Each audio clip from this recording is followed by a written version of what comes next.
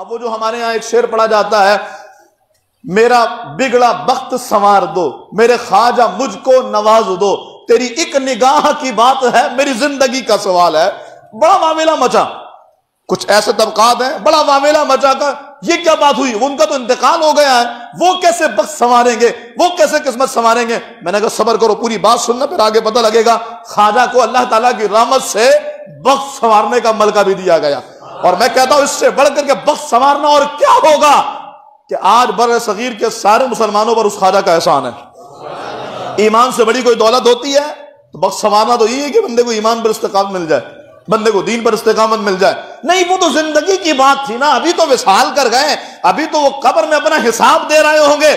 تم نے بزرگوں کو پڑھا ہی نہیں ہے، تم دین کو جانتے ہی نہیں ہو، تمہیں دین کی الف بے نہیں معلوم، جو کہتے ہو جی وہ قبر میں حساب دے رہے ہوں گے، تو پھر یہاں پر جا کر کے وہ کیسے کہہ سکتے ہیں کہ میرا بگڑا بخت سنوار دو؟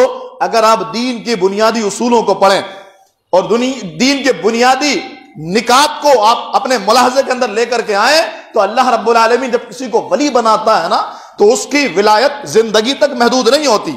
میں بہت ایسا انداز سے سمجھانے کی کوشش کر رہا ہوں، بزرگوں پر زبانیں کھولنا بند کر دیجئے، زبانیں دراز کرنا بند کر دیجئے۔ یہ غامدی مزاج لوگ کہ جو امت کے اندر افتراق و انتشار پھیلا رہے ہیں، میں نے غامدی کو سنا، وہ کہتا ہے کہ یہ جو صوفیہ ہیں نا ان کا الگ دین ہے۔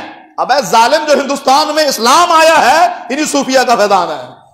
ابھی ہم بتاتے ہیں اگر ان کا الگ دین تھا نا تو غامدی تیرے پاس اور تیرے آس پاس جو مسلمان موجود ہیں، تیرے پاس تو ایمان ہے ہی نہیں، ویسے جو نام کا بھی اسلام موجود ہے نا، تو یوں کہا جائے کہ پشتوں سے یہ فیضان سرکار غریب نواز رضی اللہ تعالیٰ عنہ۔ تو میں یہ عرض کر رہا ہوں کہ ولایت زندگی تک نہیں ہوتی، بلکہ وصال کے بعد ولایت پختہ ہو جاتی ہے، کیونکہ زندگی میں تو ولایت سلب بھی ہو سکتی ہے، مرنے کے بعد سلب نہیں ہوتی۔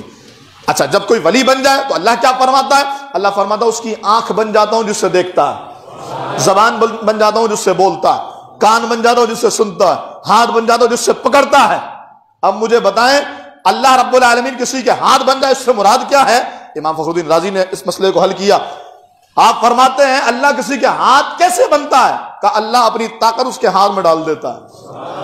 پھر پاور رب کی ہوتی ہے، ہاتھ بندے کا ہوتا ہے۔ پاور رب کی ہوتی ہے، آنکھ بندے کے، پاور رب کی کان بندے کے ہوتے ہیں۔ پھر ایسے کام ہو جاتے ہیں کہ جو کام اللہ تعالیٰ کرتا ہے اور اس کا اظہار اللہ کے ولیوں سے ہوتا ہے۔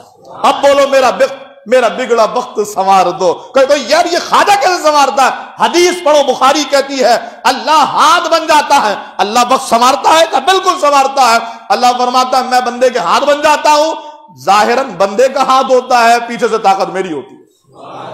پھر اللہ فرماتا ہے اور اگر میرا ولی مجھ سے کچھ مانگ لے تو میں ضرور دیتا ہوں۔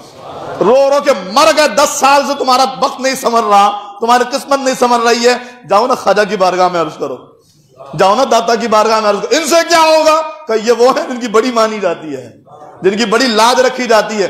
یہ رب سے عرض کر دینا سب کچھ دے دیا جاتا ہے۔ اس بنیاد پر ہم کہتے ہیں اگر آپ کو اب بھی سمجھ نہیں آئی تو حدیثیں پڑھیے، بخاری کی حدیث اگر مرزے جیسے لوگوں سے سمجھیں گے تو پھر عقیدہ سمجھ میں نہیں آئے گا۔ میرا بگڑا بخت سنوار دو، میرے خواجہ مجھ کو نواز دو، تیری ایک نگاہ کی بات ہے۔ خواجہ کی نگاہ پڑے گی، بندہ صحیح ہو جائے گا، بندے کا بخت سنور جائے گا۔ کہ حدیث دیکھ لو، اللہ فرماتا آنکھ بن جاتا ہوں، دیکھتا بندہ ہے، پاور میری ہوتی ہے، تیری ایک نگاہ کی بات ہے، میری زندگی کا سوال ہے۔ یہ عقیدہ ہے ہمارا اکابرین کے بارے میں، بزرگوں کے بارے میں۔